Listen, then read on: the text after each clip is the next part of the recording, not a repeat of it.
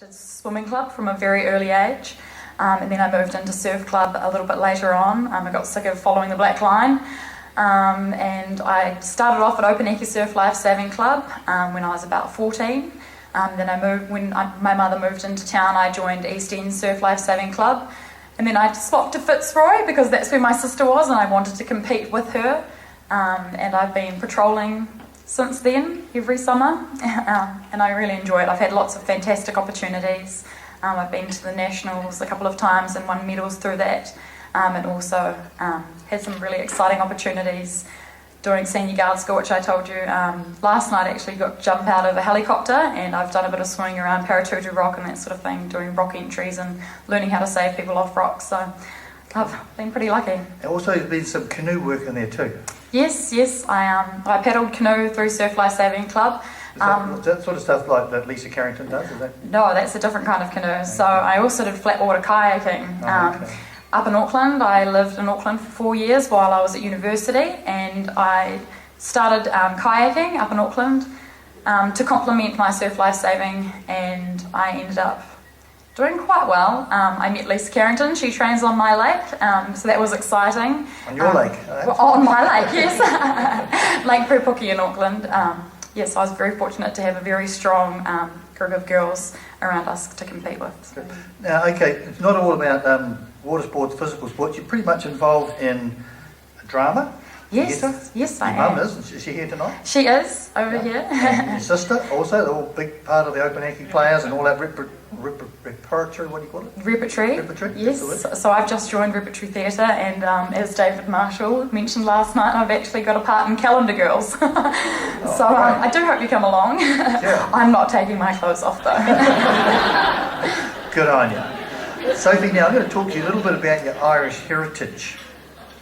Now, Stanley Strong was a paternal great-great-great-grandfather born in Innisgurry, County Wicklow, and he migrated to New Zealand in the 1800s. Yes, he did. So that's my grandmother, Jen was her grandfather, I think. And he came to New Zealand. I think they went to Littleton first, and then they moved to the Arawatta Road in Oanui, around the coast, to a farm where my uncle actually still farms today. And you haven't moved very far, have you? No. And they helped clear the dairy land. We actually went, as part of the weekend, we went to Pukeariki Museum, and we learnt a little bit about the Taranaki and how the crops were cleared and that sort of thing. So it was quite interesting today to learn a little bit more about that. Have you traced your Irish ancestry much at all? There was a farm back there, wasn't there? Family farm? There was a family farm called Berryfield, and my father was is one of the only people that has been back to the farm. And I was looking at photos the other day of the family farm in Ireland, and I'd very much like to go and visit that. Okay.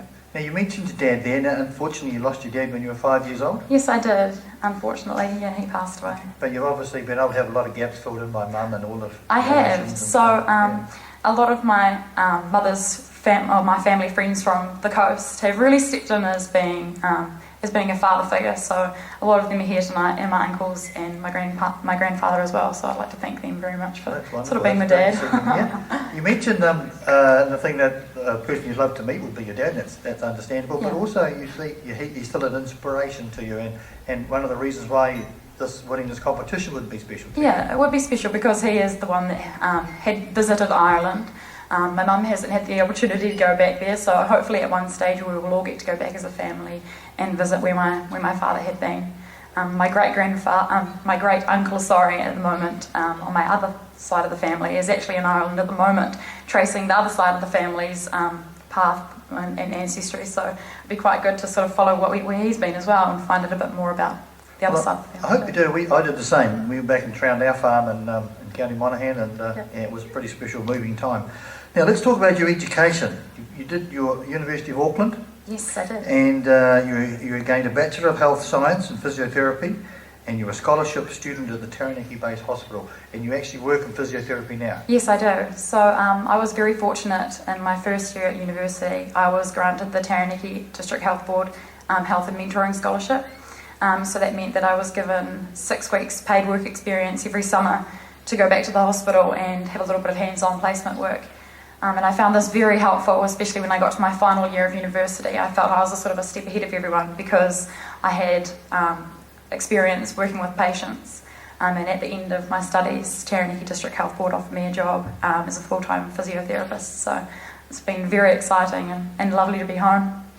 Sophie, rotational therapist you've got here. Yes. Is there a difference between that, occupational and a rotational? So I'm a physiotherapist and I rotate around all the different wards. So every 6 months. I thought it was a real highfalutin name, but it's just what you do. Basically a new grad position, really. Yeah. Good stuff. Right, now you competed at the Daily News half marathon. I did, yes. Recently? It was a couple of years ago, but I plan to try and beat my time this year. So. And are you in training now? Yes, one of the physios has got me out running the streets and doing the terraces up at Pukekura Park every week, so hopefully I manage to finish it. Well, if we get you to Ireland in August, you're going to have to put the training on hold for a while, but I guess you can get a few runs over there around the streets of Tralee. Yes, yes. That'll be good. Righto, piano. Yes, that was a long time ago. I learnt piano since I was 5 under Christine Canby, who was also from the coast, but now lives up in Onairo. She's a very good horse. Trotter, that's right. And I did both theory and practical exams up to about grade 4 and 5, I think. So, yes. You once played rugby, which is normal for a coastal person, but now you just watch. Yes, now I just watch. Unfortunately, my first game of rugby, my mother wasn't very pleased. I broke my collarbone. And I've had a series of operations after that to try and fix it. And my rugby days are officially over now, so which mother is quite thrilled about, to be honest. All right, let's just give it a go. Now, Jack Johnson, he's an artist you particularly like, and you have another reason to like him? Yes, I got to meet him.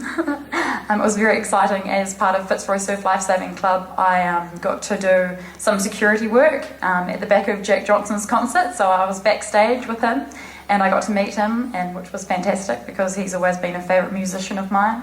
And the thing I most liked about him and respected about him was that, unlike most sort of famous celebrities of our time, he was into being self-sufficient and making sure that he used recyclable fabrics and that sort of thing for his clothing, and made sure that everyone had a tank-yard bottle rather than plastic bottles. So I just appreciated that he was aware of the environment and that sort of thing. And he also sings some pretty good music, doesn't he? He does. What's special about where you live and where you work? Oh, I love Taranaki. Since I've come back from Auckland, I've realised what a beautiful province we've had. It's forever changing, really. It doesn't matter whether it's a rainy day or whether the sun is shining. The sea always looks different and interesting, and the mountain always sort of shines over our province, kind of looks over us like a warrior, I suppose. We are very blessed at times to look around, aren't we? Yep, compared to what other people. But now, becoming New Zealand Rose of Tralee. Now, we mentioned about the incentive and the motivation for doing it, but for Sophie, what's it mean? It would mean that I guess I get to fill a hole. I get to see where my ancestors came from. It would be quite special because I've already learnt so much, like Stephanie said, through the Rose of Tralee about my ancestry, but also about being more confident, talking to people on stage like now.